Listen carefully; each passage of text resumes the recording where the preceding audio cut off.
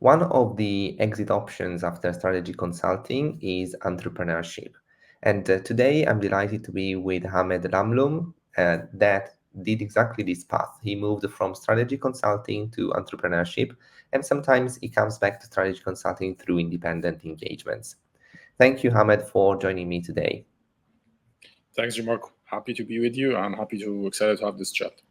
Amazing. So let's get straight into it. So, with a background in construction engineering, you started your career in construction, then moved to consulting, working for Bain and Company. So, can you tell us why you decided to switch from construction engineering to consulting? I joined construction engineering in 2014 in Cairo University in Egypt. If you're from the region, you'd be familiar that Cairo University is one of the best kind of technical schools. So basically, it's either you have two options. For me, it was either joining Cairo University or the American University in Egypt. And for Mhm. logistics, that was closer to my house and stuff like that. So it made sense during that time. So I joined construction in 2000, engineering 2014 out of my own desire. And again, my family are all attorneys and from law degrees, so nothing doing with construction really. But I always had this kind of thing that I liked science and math and everything, and then physics. And then I always wanted like to build stuff and things like that. Surprisingly, when I went into construction, like 3 years into it, I thought like, okay, maybe I want to shift. I want to do kind of mechanical or something. But Yeah. then because engineering in Egypt is already long, like it's a 5 year degree. Mhm. Like in friends of mine who went to the UK, it's a 3 year one. So I thought like I'd be spending more time in my bachelor's degree, so it doesn't make a lot of sense. And then we have a thinking that as an engineer, you can actually do some things and learn after doing your bachelor's, and things would work. Okay. So again, I finished my degree. I started. I've done a lot of internships in terms of the construction sector, planning, cost control, site engineering, and I figured out that that's not something I want to do as a profession. So it was intimidating a bit that I was thinking. So the only thing that I learned I couldn't actually utilize, or Mm. I don't want to do as a professional. But then things came out of just a matter of randomness and luck. Like I figured like, okay, we have a lot of sun in Egypt. Why don't we kind of utilize it? So I started reaching to solar energy startups in Egypt, sending my resume. I received kind of internship offers. So right after graduating, I joined a local startup in Egypt and I worked with them for a year and a half. And then I heard about consulting because friends of mine started joining Bain, and I never heard about consulting before. And then there was a friend and a mentor to me. He was an ex investment banker and he was an electronics engineer as well. So I sat with him for a chat. So he told me like things that you want to do actually to learn fast and get a lot of kind of exposure is either join management consulting or investment banking. Mm. So I did learn about consulting then, and as my friends started doing the case preps, reading case in point and everything, and then I felt like this career is something that I want to do.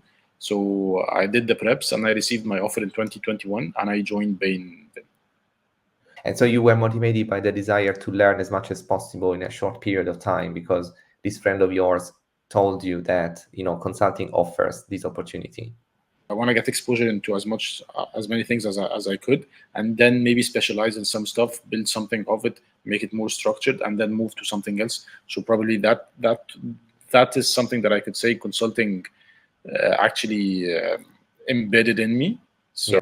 And your story is very interesting because it's full of switches, right? You moved from construction to consulting. Then, after your experience in Bain, you decided to switch to independent consulting, right?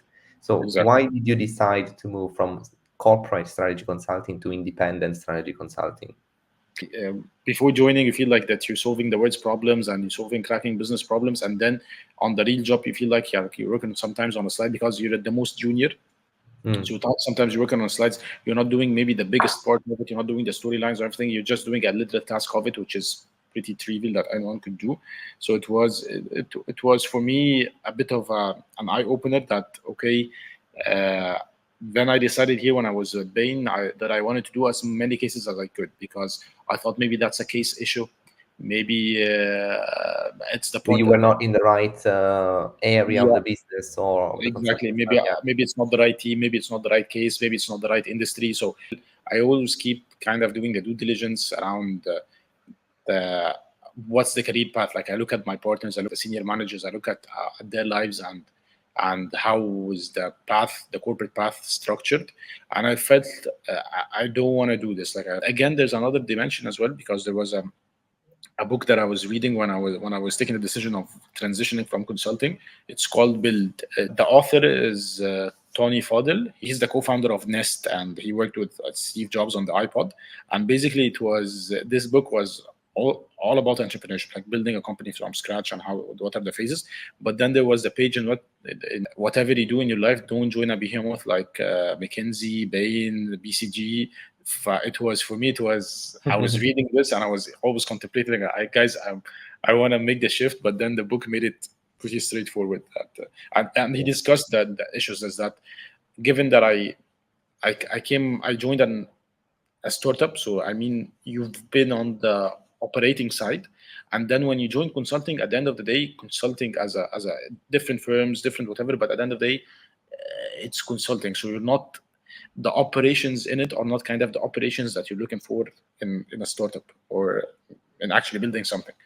So Yeah, you said something very interesting. Like usually people leave strategy consulting because of the work-life balance, right? But actually you left consulting because not because work-life balance was great, and there were long hours, but you were not interested in the kind of work that strategy consulting allowed you to do, right? Because it was much more high level and unrelated with the actual performance coming out of the strategy, right? That you were advising on.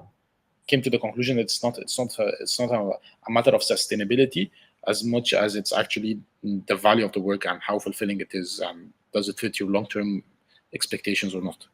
Okay. And so you left the corporate strategy consulting, but you started anyway independent consulting, right? You did this switch. Yes, I did 2 full-time jobs. My metric of success for them was how did it impact me after I left. Like, for example, when I joined the solar energy startup, I was capable of starting my own startup.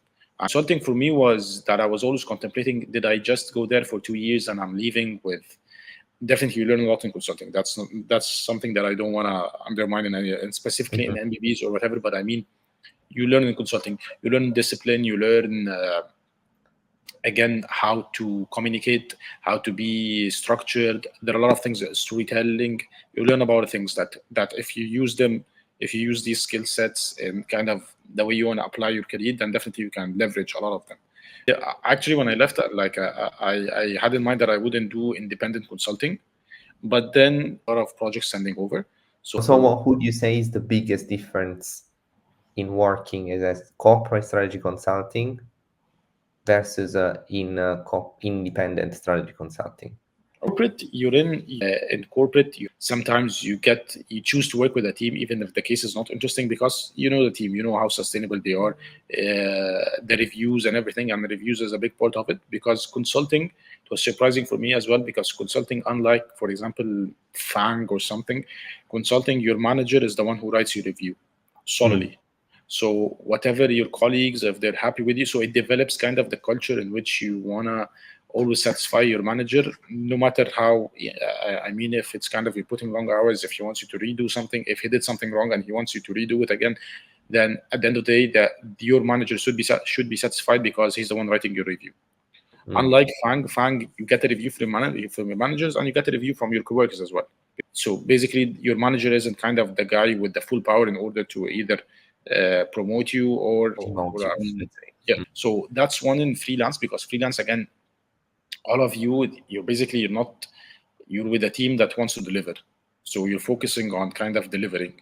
You have feedback sessions and everything, but again, the feedback of sessions, their objective is to get along in order to produce more effective work and make your lives easier in order to finish this engagement in a proper way, develop reputation with the client, and hopefully maybe get more projects from them. So it's because at Bain there was, for example, there were other stuff like when you're not on a case, you get to work on proposals, either if you like them or not. If you're not on proposal, you have to do the extra tens in which you're kind of mentoring other students. So it's there's a corporate culture which is not there in the freelance. Some people like it and some people not. Like Okay. Well, it depends. It suits different people, right? If you want to feel part of a bigger organization and probably being part of a corporation like Bain, McKinsey, all these big firms is better. But if you prefer just doing the work basically and having relationship with the client, then independent consulting is more suitable. And what are the key skills that one has to have in order to have success in independent consulting? And how can one develop them, basically? Yeah, they're usually similar to corporate consulting. Because first is actually being able to do the job. Second is your reputation, which is if you're a smart guy and you're doing the job fast and everything, then again you work with the team. You're not working directly. Most of the cases you're working with the team, so you have to make the lives of other people easier as well. So you have to communicate. You have to be a nice guy to be around, because you're traveling a lot. You're meeting with the client, so they shouldn't anyone feel that he's uncomfortable working with you. So that's another thing. Another skills basically the network, because again sometimes when you work with someone and he's happy with you, he'll probably, when he has another project, or you'll work with them, or they'll propose the project to you if you're within the same you're in the same budget. If not, they'll probably refer you to someone else if there is. So you'd say that word of mouth is very powerful in independent consulting. Like if someone has a good reputation and they refer you, you have much more chances than a new person, coming from nowhere and that is not known, at least yet. Yeah, for both. Like I would say for independent and strategy, because again, consulting is a perceptions job. If you get it wrong the first time, it would take a lot of effort to change it. How was your work-life balance in corporate consulting, and how was it in independent consulting? Both are both are not the best. I Yeah. would say. But again, typically in consulting, like at Bain, you would say you're expected to work on a weekly basis from 55 to 75 hours a week. I would say 55 is a good case, definitely. It's a good week. 75 is a horrible case. An average one is 65 hours. So Mm. that's the same.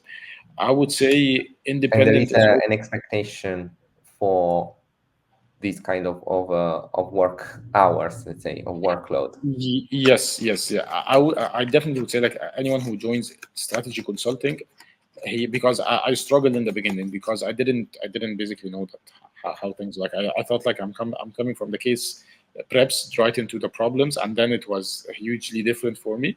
So it's always use your network in order to ask questions that you'd feel comfortable asking, in order to see how things are, because again, it's not, you can dictate your own working style, but again, your colleagues are the ones who drive the standard, because it's kind of a curve. If you're doing a good job with 8 hours of working a day, other friends are working 16 hours a day, so you get compared to them. That's the sad reality. So Yeah. even if you finished your part and you kind of helped, you'll get compared to them. Independent is more I don't mean casual, but you have these straightforward conversations with whoever you're working with before joining the case. Like, you tell them, is this like a long hour? Sometimes definitely they want to sell, so they won't tell you the truth, but it would kind of it would be apparent in the first week or something, so you'd know. But basically, if you're doing top tier consulting, I would say they're long hours, because some jobs are this way, like investment banking, management consulting. They are long hour jobs. Like, regardless of how smart you are, they are long hour jobs. Yeah. That's how it is. But so you would say though that independent consulting would be better from a work-life balance perspective. Because the guy who's hiring you, he doesn't, mostly if you're working with a manager, he directly, the agency can kind of play you around, I would say. But if you have a conversation, and that's the in all cases, you'll have a conversation with the manager you're working with, he doesn't want to give you wrong expectations, because again, freelance has, it's a bit more risky for the firms, because Yeah. again, if you, I'm here on this job for 3 months. If our agreement was to work around 60 hours a week and then we're putting 80 without any kind of, so you might kind of feel like, okay guys, that's not our agreement, I'm going to leave. It's much more expensive and reputation damaging to have a consultant leave a project midway or in the first few weeks, specifically in front of the client. And but in freelance, everyone wants to give you the real experience, because they wanna, if they don't deliver, they don't get paid. They don't. Yeah. Then again, there's no bumper between them and the client. You're basically you're the one delivering. So that's it. Okay. So now that we have explored, the strategy consulting and then the independent consulting side, you did another switch, as we were talking about here. Your career is full of switches. You moved then from consulting to entrepreneurship, right? What skills that you developed in the consulting world have helped you to be a successful entrepreneur? Okay, amazing. Just to elaborate on this quickly, with my partner, we started our own company, but we did something different before joining Bain by 3 months. So it was Okay. actually kind of my exit options were a bit more. I was more encouraged to take them because I have a lot of friends in consulting who actually they want to leave, but again you have the problem of once you spend like 3 years or more in consulting, then you're getting paid a good amount of money. Mm-hmm. And then mostly you're a bit out of touch because you do a lot of consulting, so you're fit to the professional services space. You can do entrepreneurship, I mean, but again you'll be in a scenario in which you're getting paid $200,000 a year, and then you're going into a startup and it values your work at $80,000 a year, so you'll have a huge pay cut. So that's at least, unless you're going to a corporate. But again, a lot of friends I know that they went to corporates as well, they had pay cuts. They work less, but they had pay cuts as well. So it was not like, so compared to your friends, you had better options because you had already started this startup before leaving Bain. Yeah, I mean, again, I don't know, but money for me wasn't all. I look at money as a commodity, so it comes and goes. So again, you shouldn't be working for money, and you should be working for money as well. Like it doesn't mean like it's not the end goal, but it what makes ends meet. So it basically translates your value. But if you think of it from a corporate perspective, if you're leaving today, Bain, and you're joining a startup, that it's a step down, because you'll be looking at it as I was getting paid $200,000 and now I'm getting paid $100,000, so I'm getting basically that. But if you look at it, if that you're moving into $100,000 job and you're learning for 2-3 years and probably you can retain much value from it, maybe you can start your own thing, or maybe not. But I mean, again, it becomes more fulfilling because you're actually operating. There's a different revenue stream that you could create that makes things worthwhile. Because you sacrifice, salary and for 2-3 years, but then the potential of getting a higher pay afterwards is higher. Exactly, and that's a risk, definitely, because again, I know people who left consulting but that applies to people who joined consulting right directly after finishing uni, because all their exposure was consulting, who left consulting and I wouldn't say they regret it, but they contemplate a lot. Like at Bain, we did this. Life was different because again, Bain is amazing. I would say it depends on how you look at it, but I mean, in terms of there was right? Yeah, Perks like hotels and fine dining. exactly. If you get used to this lifestyle, then definitely you wouldn't find any job that provides the same. So if you get used to it, then you find yourself maybe that you've taken a wrong decision or something. Skill set that you have developed in the consulting world have helped you in your entrepreneurship path. Yes, definitely. I would say the number one skill set in terms of entrepreneurship is basically discipline and well-roundedness and being a solid caliber or high kind of performer. Because again, discipline number one, because in consulting that you cannot tell someone, and specifically at Bain, that you're meeting, that you're sending an invite for 9 a.m. and then you join 2 minutes past 9, because basically if you're joining with a manager, he has other calls back to back, and you have to make basically your points very clear, what you're aiming for, what are your questions, and what you'd reach with the answers of them. So communication, again, consulting teaches you this: being in a call, being most efficient. You should be answer first. You should get into the answer first and then go into the detail. So that's something as well, that communication, discipline. I would say something else being be storytelling, definitely, because if you're working in a startup and you wanna pitch to investors or fundraise or stuff, so definitely storytelling is one of the crucial skill sets that you learn at Bain in consulting. What consulting doesn't teach you is actually having a domain expertise, because working on a project for 6 months, even in the utilities sector, wouldn't make you an expert on the utilities. So, so now we can say that your focus right now, after your switch from strategy consulting to independent consulting, and then from independent consulting to entrepreneurship, is actually entrepreneurship, right? Do you think you will ever go back to independent consulting? I'm having an open door whenever projects come. Like I assess them if they're kind of interesting, if the pay is well, if the duration makes sense, if I have capacity now and have bandwidth. So definitely, I'm not closing the door at all. Like usually when you work with freelancers, and that's something that I like, is that actually they do things in their lives and they're doing consulting as to fund the rest endeavors that they're doing.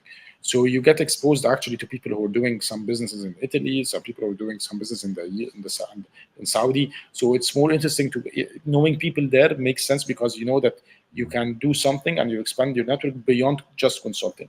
And what advice would you give to someone that wants to start independent consulting? Is that fix your expectations. Basically, if you're doing independent as a full-time job, then I would recommend doing corporate consulting, because if you're doing it because maybe you share that you don't want to do this as a it's not fulfilling enough to work as a consultant or things like that, then probably it makes sense a bit. But know that there are downsides as well. Like if you might not be occupied the entire year. You might again work with low rates. You might work long hours. So be said that if you're doing this for 3 months, then that's fine. But if you're doing this as with a full-time expectation, then it might actually wouldn't be the best investment to make. And basically develop your profile and network with people you'd like to work with. Yeah, that's it. Okay, cool.